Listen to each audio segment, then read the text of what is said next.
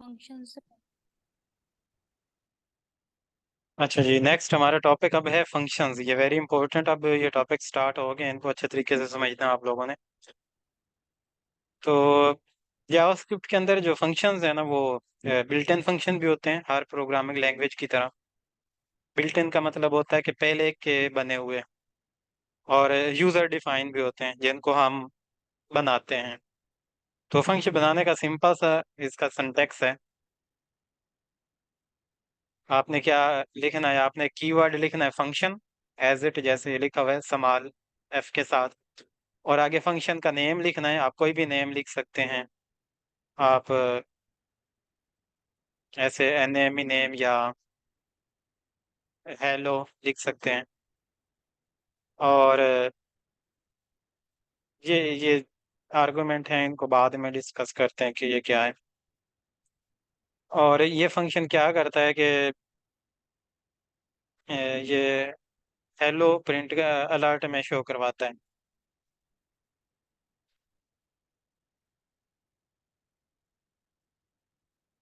Hello का function जो है हमें अलर्ट में हेलो शो करवाता है।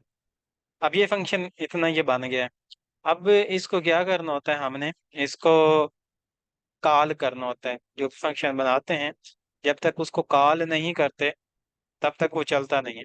अब कॉल करने का मतलब है कि फंक्शन को उसके नाम से किसी चीज को बुलाना हो कि फलां बंदे आकर हमारी बात सुनो, तो उसको उसके नाम से बुलाते हैं। तो फंक्शन को कॉल करने के लिए भी हमें क्या करना पड़ेगा? उसको उसके नाम लिखना है यहाँ पर। ये नाम लिखा और आगे आर्गुमेंट्स ये नहीं ले रहा अभी फिलहाल, वो बाद में देखते हैं कि क्या चीज होती है। अभी सिर्फ हमने उसका नाम लिखा और आगे करली ब्रैकेट्स लगा दिए खाली। तो ये फंक्शन कॉल हो रहा है। अब जब इसको चलाएंगे तो ये हेलो प्रिंट करवाएगा। ये देखें, ये हेलो प्रिंट करवाया इसने। तो इस तरीके से फंक्शन बनाए जाते हैं। अब कोई और फंक्शन बनाना हो, अच्छा, कंसोल में भी हम ये चीजें ट्राई कर सकते हैं। कंसोल के अंदर भी ये सारा काम हो सकता है। इंस्पेक्ट आप करें कोई भी आपका जो पेज हो, और यहाँ कंसोल में आ जाएं, इसको यहाँ से क्लियर करें। और यहाँ पर आप फंक्शन, ये फंक्शन, ओहो ये क्या, फंक्शन का कीवर्ड लिखना है इस तरीके से।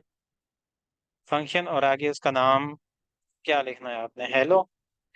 लेट्स सपोज हेलो लिखा मैंने, और आगे करली ब्रैकेट्स होती हैं ये वाली।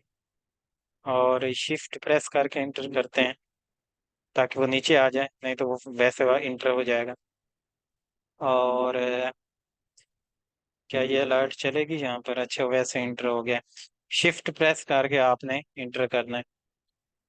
तो यहाँ से कंट्रोल वी कर लिया, मैंने कॉपी कर लिया था अलर्ट। और ये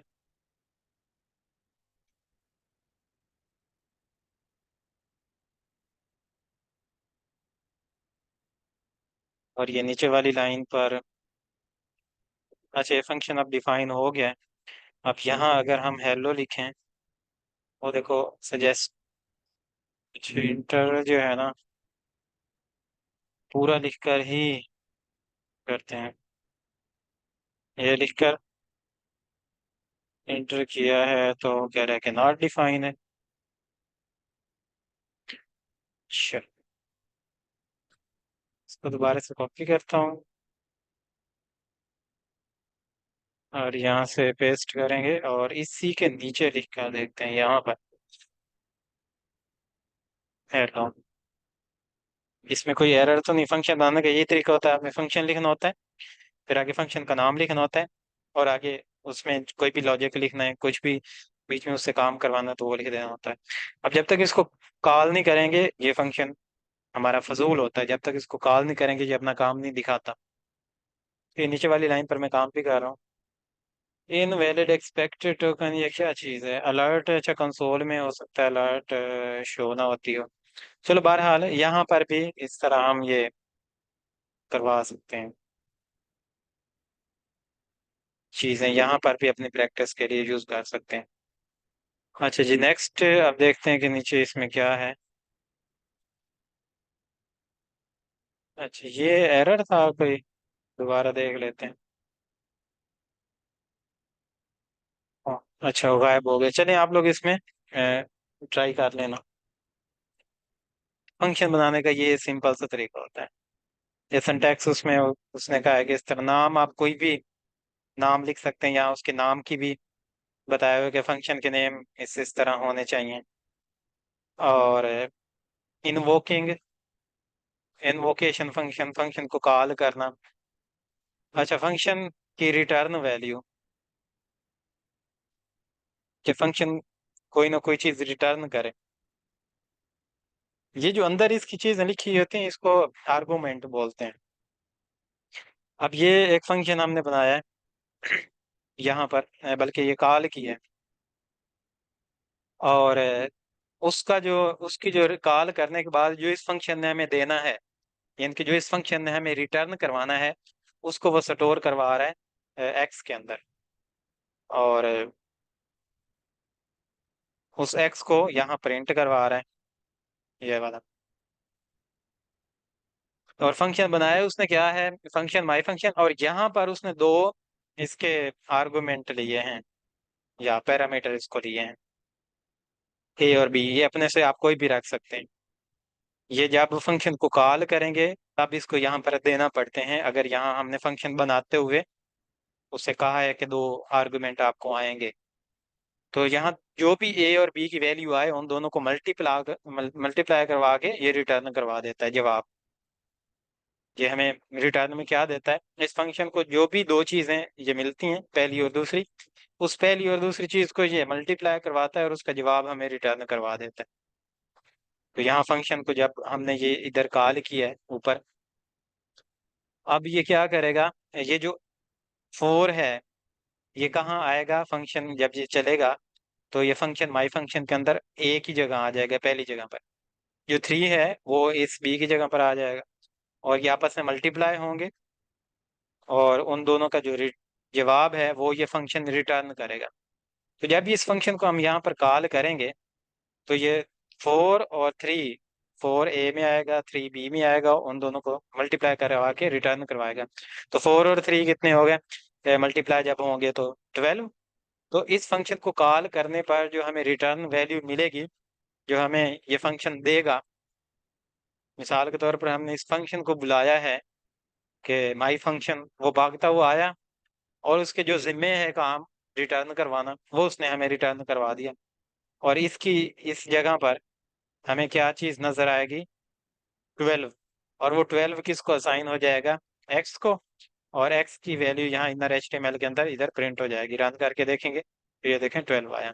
अच्छा, लेट्स सपोज हम इसको मल्टीप्लाई की बजाय हम कहते हैं कि प्लस करवा देना, कि दो वैल्यूज हैं उनको प्लस करवा देना और उनका जवाब हमें रिटर्न करवा देना। तो ये देखें उन दोनों को प्लस करवा के रिटर्न करवा रहा है। इस तरह आप मल्टीपल वैल्यूज बहुत सारी और भी दे सकते हैं। ये यहाँ पर तब दे सकते हैं जब यहाँ अलाउ हो, कि फंक्शन बनाते हुए आपने बताया है कि आपने ये वैल्यू, तीन वैल्यूज देनी है इसको।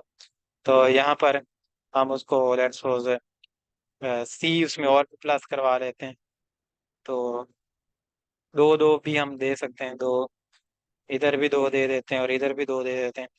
तो ये ए में भी दो आएगा, बी में भी दो आएगा और सी में भी दो आएगा, और उन दोनों को ये प्लस करवा के रिटर्न करवा देगा। और ये देखें 6। अब रिटर्न करवाने के लिए जरूरी नहीं होता कि ये फंक्शन रिटर्न ही करवाता हो। कुछ फंक्शन वो कोई और काम भी हो सकता है करते हो, वो कंसोल लॉग करते हो या वो अलर्ट करते हो। तो यही फंक्शन हो सकता है कि ये इनके सम को तो वो अलर्ट में शो करवाए, इसका जो सम है यानी कि इन दोनों को जमा करके वो अलर्ट में शो करवाए, कि अब के जो सी की वैल्यू है वो रिटर्न करवा दे। यानी कि सी की वैल्यू जो भी होगी उसको वो रिटर्न करवाएगा, और अलर्ट में उन सब को जमा करवा के दिखाएगा। यहाँ सी, और यहाँ पर हम लेट्स 5 कर लेते हैं। तो रिटर्न में क्या आएगा हमारे पास 5, तो एक्स की जवाब में क्या आ जाएगा 5, और इनर HTML में यहाँ पर 5 आएगा। और जो अलर्ट में आएगा वो क्या आएगा, अलर्ट में कितना आएगा, 4 और 5 9। तो जब इसको हम चलाएंगे तो ये देखें अलर्ट में 9 आया, और ये उसके बाद रिटर्न उस फंक्शन ने क्या किया, 5 रिटर्न किया, वो हमने एक्स के अंदर यहाँ पर स्टोर करवा लिया, और उस एक्स को इनर HTML के साथ प्रिंट करवा दिया। जरूरी नहीं होता कि फंक्शन वो रिटर्न करवाए, हो सकता है ये ना रिटर्न करवाता हो, कुछ भी सिर्फ अलर्ट करवाता हो। तो जब ये कुछ भी रिटर्न नहीं करवाएगा तो एक्स के अंदर क्या आएगा, खाली, और इनर HTML, और यहाँ प्रिंट क्या होगा, कुछ भी नहीं प्रिंट होगा। तो इसको रन जब करेंगे तो ये देखें अलर्ट में तो वो ABC की वैल्यू प्रिंट करवा रहा है, और इसके अंदर हमें कोई भी चीज यहाँ पर नहीं रिटर्न करवाई, तो वन डिफाइंड कह रहा है कि कुछ भी आपने रिटर्न नहीं करवाया इस फंक्शन में। अच्छा, अब ABC की बजाय हम यहाँ पर अपनी मर्जी का वेरिएबल नाम दे सकते हैं। हम यहाँ ONE1 भी लिख सकते हैं, यहाँ X भी लिख सकते हैं। तो यहाँ पर भी क्या हमें फिर उसी तरीके से लिखना पड़ेगा 1, और इधर भी लेट्स सपोज हमें X लिखना पड़ेगा, और इधर बेशक हम B लिख रहे हैं। जरूरी नहीं कि आप तरतीब में इसको लिखें, X की जो वैल्यू है वो इधर आएगी, 1 की वैल्यू इधर आएगी, और B की वैल्यू इधर आएगी। और जरूरी नहीं है कि आप तीनों को लिखें, आप ऐसे दो को भी लिख सकते हैं, एक को भी लिख सकते हैं। तो अब इसका जवाब क्या आएगा, 1 में आएगा 2, और X में आएगा 5, और 5 और 2 कितना हो जाएगा, 7। तो अलर्ट में तो 7 आएगा, लेकिन रिटर्न में कुछ भी नहीं आएगा, अनडिफाइन ही आएगा। ये देखें अलर्ट में 7 और रिटर्न में कुछ भी नहीं आया। तो ये इस तरह फंक्शंस को हम आर्गुमेंट दे सकते हैं। अच्छा, फंक्शन के आर्गुमेंट बहुत ज्यादा भी हो सकते हैं। यहाँ पर फंक्शन जब बनाते हैं तो वो यहाँ बताना होता है कि कितने आर्गुमेंट हैं, और ये वैल्यूज अपनी मर्जी की हो सकती हैं, ये वाली 1 B X कुछ भी अपनी मर्जी का। ये हमारे ना उस फंक्शन में जो जैसे यूज होना है उसके नाम के हिसाब से होता है कि किस तरह का हमारा यूजेज है इस फंक्शन के अंदर। अच्छा, बाज दफा अगर हम इसको वैल्यू नहीं देते, ये 5 में नहीं देता, तो 2 1 में आएगी, B में क्या आएगी, उसमें भी 2 आएगी, और X में क्या आएगी, कोई वैल्यू नहीं दी। तो क्या जवाब आएगा, कोई बता सकता है, कोई बता सकता है क्या जवाब आएगा, जल्दी से बता दें। और 4, चेक कर लेते हैं। अच्छा, और कौन 4 बता रहा है, 2, ये आप लोग 2 कैसे बता रहे हैं, आप दोनों 2 कैसे बता रहे हैं, ये देखें 1 में क्या आना है, 2 आना है। ओ अच्छा, X में तो है ही कुछ नहीं, X में तो डाला ही कुछ नहीं वैल्यू, तो इसका जवाब 2 आना चाहिए। मरियम 4 कैसे आप बता रही हो। ठीक ठीक, वो मैंने हाँ देखा 2, नहीं। 2 आना चाहिए, लेकिन ये एरर आएगा क्योंकि जब फंक्शन को बनाते हुए हमने यहाँ 3 वेरिएबल इसको कहा है कि ये फंक्शन 3 वेरिएबल लेता है, तो इसको 3 ही देना पड़ेंगे। चला के देखते हैं, ये देखें अलर्ट में NaN आया है कि वो कुछ भी उसकी वैल्यू नहीं, मतलब कि ये एक किस्म का एरर आया है कि वो वैल्यू एक्सेप्ट करता है, लेकिन आपने उसको कुछ भी नहीं दिया।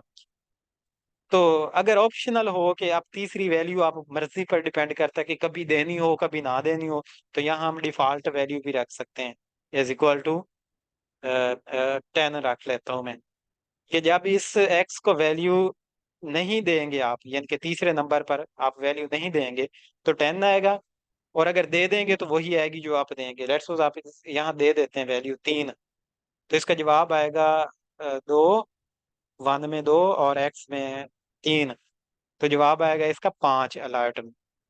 ये देखें अलर्ट में जवाब आया 5, लेकिन अगर वैल्यू नहीं देते तो अलर्ट में क्या जवाब आएगा, अगर नहीं देते तो ये डिफॉल्ट वैल्यू यूज होगी। तो 2 और 10, 12, अलर्ट में 12 आना चाहिए, ये देखें 12 आया है।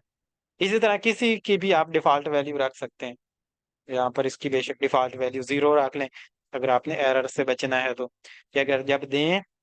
अच्छा, इसको फिर इस तरह देंगे कि पहली को स्किप करके बाकी दो को देना हो तो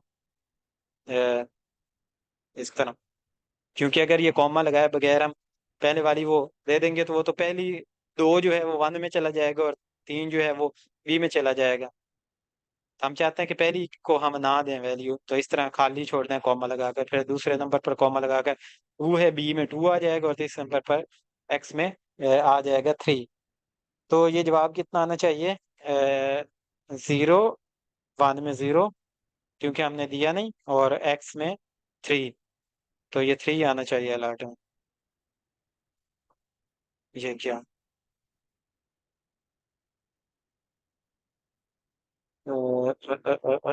लेट्स सो इसको दे कर देखते हैं।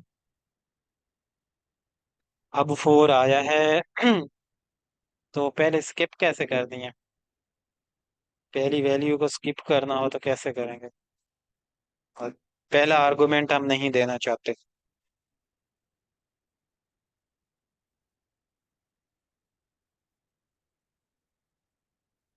अच्छा, ये मुझे भी नहीं पता वैसे। चैट जीपीटी से पूछते हैं कि हमारा ये फंक्शन है जो है ना, ये जरा सही करके बताओ। चेक करते हैं क्या उसके पास इसका नॉलेज है या नहीं। चैट जीपीटी में आया और यहाँ लॉगिन किया।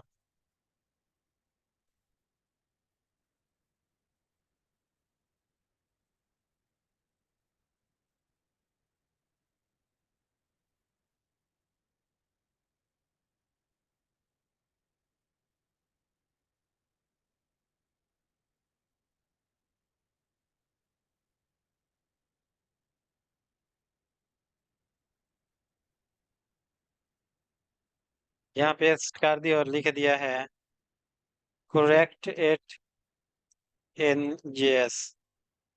कि जावास्क्रिप्ट में इसको जरा सेट करके दिखाओ मुझे। अच्छा, पहला वो अनडिफाइन दे रहा है, इसको लिख कर अगर ना देना हो तो।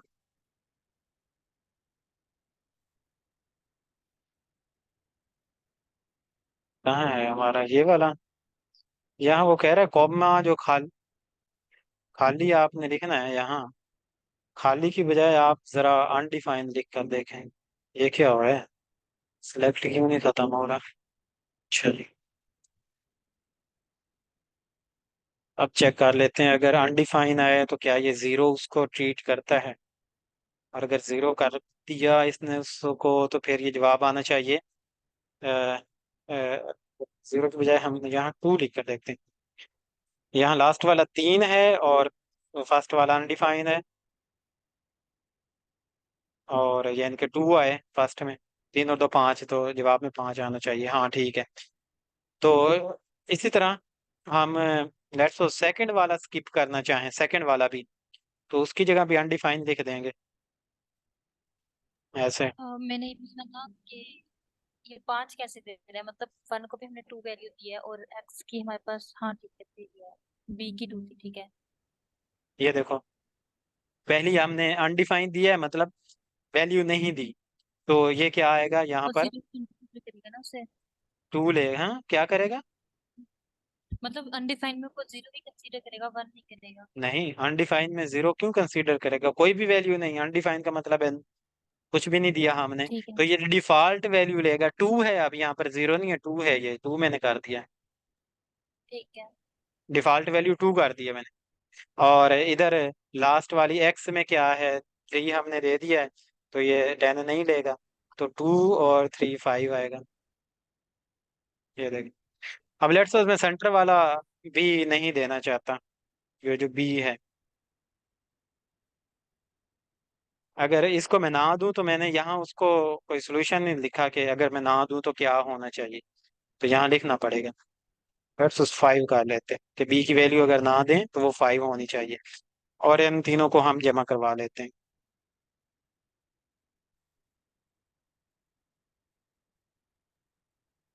अच्छा, रिटर्न भी करवा देते हैं चलो इस दफा। रिटर्न भी इन तीनों का सम हम करवा देते हैं।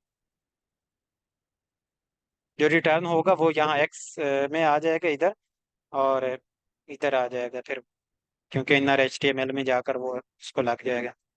तो अब इसका जवाब क्या आना चाहिए? पहली दोनों अनडिफाइन है और तीसरी है टेन, लास्ट वाली। तो अनडिफाइन है तो मतलब इसमें वन में टू आएगा, फाइव आएगा बी में, और 3 इधर आएगा, तो कितना आ जाएगा? 8। तो चेक करके देखते हैं। ये क्या एरर है, कोई बता सकता है? सी सी तो यूज ही नहीं कर रहे, सी मैंने क्यों लिख दिया? यहाँ बी आना चाहिए।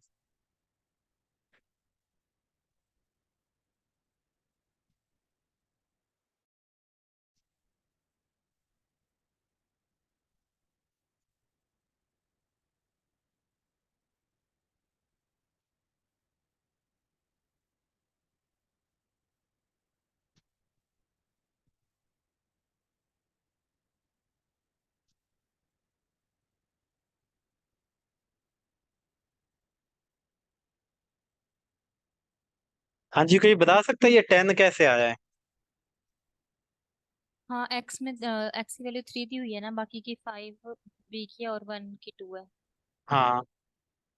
ओ हाँ, 5 और वो, हाँ ठीक है, 10 नहीं आना चाहिए, 8 नहीं आना चाहिए। तो अच्छा, लेट्स सपोज पहली दो अनडिफाइंड लास्ट में नहीं देता, तो लास्ट पर ये देखें, हमारा एक्सपीरियंस हमें पता चल रहा है कि लास्ट पर अगर ना लिखें तो अनडिफाइंड लिखे बगैर भी चल जाता है काम, वो उसको बाय डिफॉल्ट ले लेता है। लेकिन अगर पहले वालों को हमने करना है तो वहाँ अनडिफाइंड लिखना पड़ता है। अब तीनों वैल्यूज नहीं दी हैं, तो ये कितना हो जाएगा? 12। हाँ जी, 12 जवाब आना चाहिए। 17, हाँ 17 जवाब आना चाहिए। इतना नहीं का। 10 ये और 5, 15 और 2, 17। जी। तो ये चीज़ है। तो ये वेरी इंपॉर्टेंट अभी बात हमें पता चली है कि अगर आर्गुमेंट्स के अंदर पहली वैल्यूज को ना देना हो और डिफॉल्ट वैल्यूज यूज करनी हो, तो फिर वहां पर अनडिफाइंड लिखना पड़ता है। चैट जीपीटी ने बताया। ठीक है।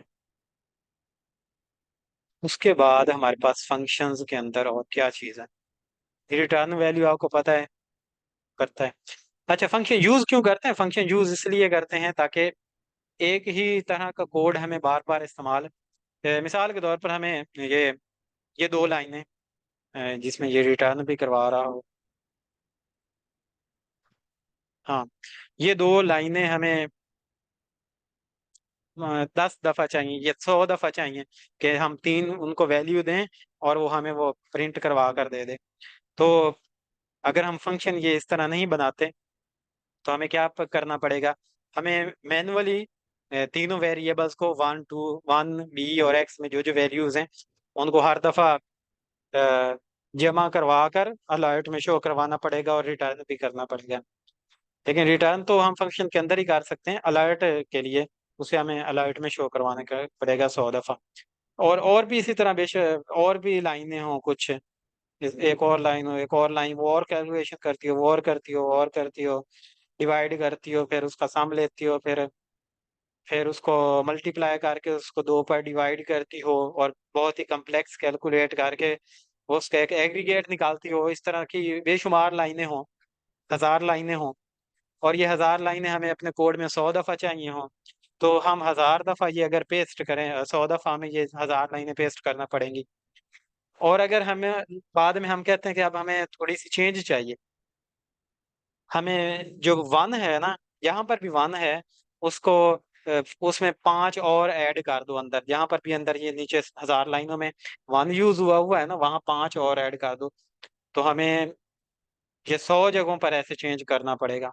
और बाज दफा फिर वो मिस भी हो जाएगा कि वहाँ चेंज किया है और उसमें नहीं हुआ, तो मसाइल आएंगे। लेकिन अगर ये एक ही फंक्शन बना लिया वो हो 1000 लाइनों का, और ये 100 जगह पर ये एक ही फंक्शन कॉल किया, वो इस तरह जैसे यहाँ पर कॉल किया है, और यहाँ कॉल जहाँ जहाँ 100 जगहों पर हमने ये यूज करना वहाँ कॉल कर लें इसको, और बाद में हमें चेंजेस चाहिए, अगर वही चेंज के 1 में जहाँ जहाँ 1 है वहाँ उसमें 5 ऐड कर दो, तो सिर्फ एक ही दफा जहां हमने फंक्शन डिफाइन किया हुआ है वहां हमें चेंज करना पड़ेगी, और वो ऑटोमेटिक हर जगह जहां 100 जगहों पर वो यूज हुआ हुआ है वहां उसका इफेक्ट आ जाएगा।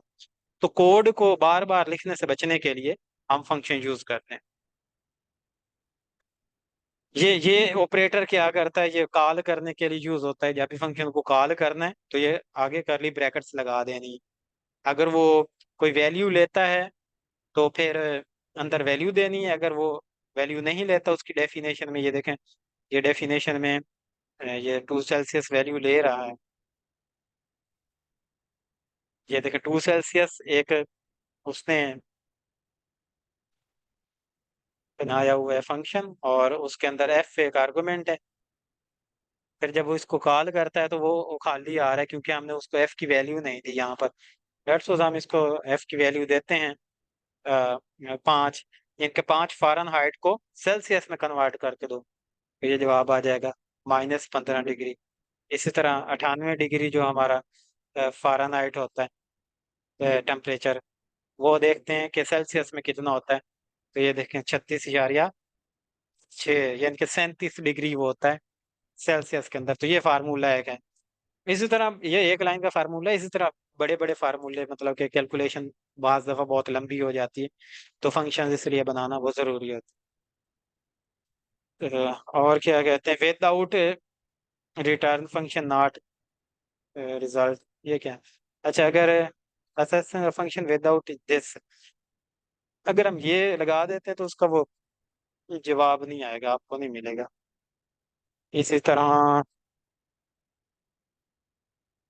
क्या कहता है ये, local variable declared within Java function become local to function. अच्छा, फंक्शन के अंदर जो हमने वेरिएबल अभी इसमें यूज किए हुए हैं, वो उस फंक्शन के लिए लोकल बन जाते हैं।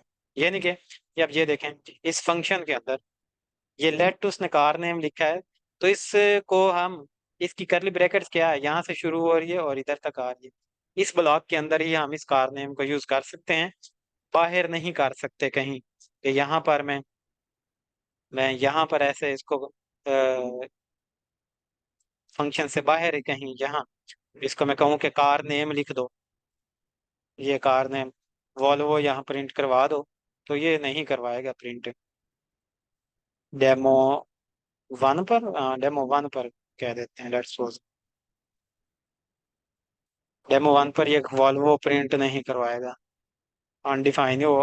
ऑलरेडी उसने भी कहीं इसको कॉल किया हुआ है, ये देखें, ये यहाँ पर आउटसाइड द फंक्शन, फंक्शन से बाहर अगर वो, उसको उसकी टाइप भी एक तो नहीं मिलेगी और उसकी वैल्यू भी नहीं मिलेगी। तो वो ये देखें, लेट इसके साथ क्योंकि लगा हुआ है, तो इसको इस ब्रैकेट्स के अंदर ही यूज कर सकते हैं। हाँ, अगर इसमें हम वार लगा दें तो फिर ये चेंज हो जाएगा, कार नेम हम यहाँ एक्सेस कर लेंगे। ये उसका कोड हम मिटाते हैं ना, ये वाला जो, ये मिटा देते हैं। अब कार नेम हम ये आउटसाइड आउटसाइड भी लिखा हुआ नहीं आएगा, सिर्फ यहाँ पर कार नेम लिखा हुआ आएगा। ये देखें, ये क्या, कार नेम क्या है, वेल्वो, हाँ कार नेम वेल्वो, ये बाद में, के बाद में नीचे लिखा है ना, ऊपर ये प्रिंट हो रही है ये वाली, और उसके नीचे यहाँ पर ये कार नेम। तो ये वाला वेल्वो प्रिंट हो गया है, क्योंकि यहाँ पर हमने वार कर दिया था, और इसलिए उसको इस ब्लॉक से बाहर भी हम कार नेम को एक्सेस कर पा रहे हैं वार होने की वजह से। ये हम नहीं चाहते होते, हम चाहते हैं कि जो फंक्शन के अंदर वेरिएबल डिफाइन हुए हैं उसी फंक्शन के अंदर ही हम यूज करें, बाहर उसको ना एक्सेस कर पाए। तो ये लेट इसलिए यूज होता है। तो ये फंक्शंस के बारे में इन्होंने इतना बताया हुआ था, मैंने आपको काफी सारा फुल डिटेल से बता दिया जो जो हमें चाहिए होते हैं। अच्छा, और फंक्शन को हम एक एक वेरिएबल के अंदर भी स्टोर करवा सकते हैं। ये देखें, variable store return value of a function, ये तो ये कर रहा है ना। हम ये करते हैं, ये वाला जो फंक्शन है इसको हम कहते हैं let I F U N my fun is equal to, अब ये एक वेरिएबल है और उसके बाद मैं ये फंक्शन डिफाइन कर रहा हूँ। तो चेक करते हैं क्या इस तरह हम कर सकते हैं। एक फंक्शन को हमने इस वेरिएबल माई फन के अंदर डिफाइन किया, और उसको कॉल ये कहाँ कर रहा है, कॉल ये ऊपर कर रहा है यहाँ पर। हाँ, अब ये क्योंकि इसके साथ हमने लेट लगा दिया है, तो ये होस्टिंग नहीं करता, तो ये ऊपर नहीं चलेगा। Using a function as a variable, कहाँ ये किस वजह से आ रहा है, using a function as a variable कहाँ लिखा हुआ? अच्छा, ये ऊपर लिखा हुआ है। इसको मिटा देते हैं जरा। अब चलाते हैं, कुछ भी नहीं आया। अब यही लाइन हम ये दोनों लाइनें फंक्शन की डेफिनेशन के बाद लिखते हैं। ऊपर फंक्शन बन गया और यहाँ नीचे हमने उसको लिख दिया। अब चेक करते हैं। अब भी नहीं, मतलब कि ये तरीका हमारा गलत है। कैसे करते होते हैं बताओ। क्या यहाँ फंक्शन लिखते हैं? इसका सिंटेक्स भूल गया है।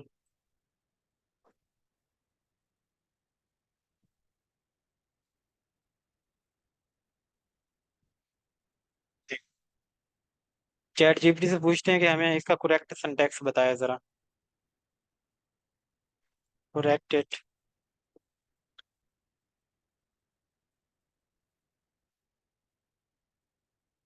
ओ ऐसे नहीं चाहिए, हमें वेरिएबल में चाहिए। उसने कहा ऐसे करके लिख लो आप लोग। चलो बाद में देखेंगे इसको। एक फंक्शन को एज अ वेरिएबल भी हम यूज कर सकते हैं, वेरिएबल बनाकर।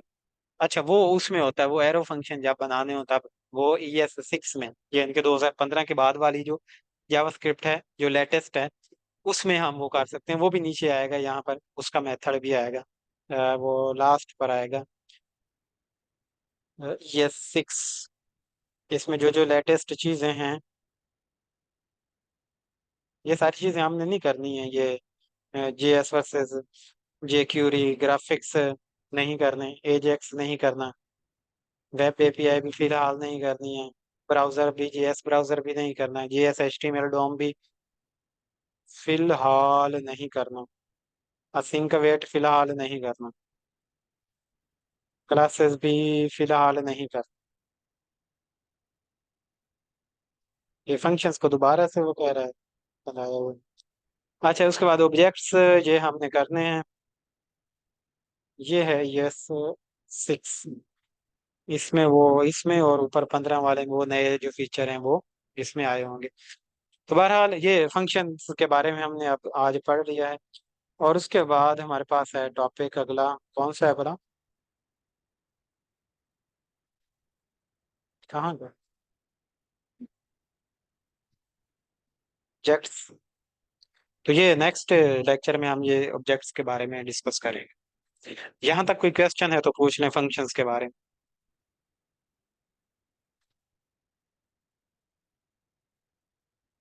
नहीं, यहाँ तक नहीं है, समझ आ गई है। ठीक है, उसमें पैरामीटर कैसे देते हैं, आर्गुमेंट कैसे देते हैं, दिए हुए हो तो उसको डिफॉल्ट कैसे बनाते हैं, ये सारी चीजें पता लग गई हैं। हाँ जी।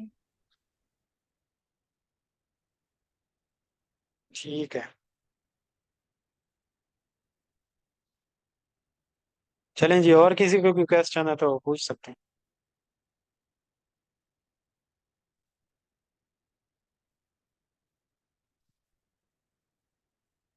अच्छा, ये क्वेश्चन आया कि क्या फंक्शन को पैरामीटर देना जरूरी है? हमने जब फर्स्ट में स्टार्ट किया था तो यहाँ वीडियो को आप रिवाइज करके देखेंगे अगर पहले स्टार्ट में ही, तो मैंने ये पैरामीटर उसको मिटा दिए थे दोनों के, ये साबित करने जी। के लिए कि फंक्शन को पैरामीटर देना जरूरी नहीं होता यहाँ पर। और लेकिन अगर यहाँ आपने उसको दिए हैं, उस देने के बाद यहाँ एज अ ये जो उसके आर्गुमेंट्स हैं, मतलब कि यहाँ जो इसको वैल्यूज दी जाती हैं वो फिर देना पड़ती हैं। अगर ऊपर आपने उसको आर्गुमेंट्स में लिया है या पैरामीटर्स में लिया है, ये दोनों आपस में स्वैप होकर बोली जाती हैं। मतलब कि यहाँ पर जो चीजें होती हैं उनको पैरामीटर बोलते हैं, जो यहाँ पर नीचे जब उसको वैल्यूज दी जाती हैं तो उनको आर्गुमेंट बोलते हैं। तो ये जरूरी नहीं होता कि हर फंक्शन में आप ये इसको ये पैरामीटर दें। अगर आप देना चाहते हैं तो दें, अदरवाइज आप खाली उसके भी यूज कर सकते हैं, खाली पैरामीटर्स के। ठीक है, चलें जी। नेक्स्ट हम इसमें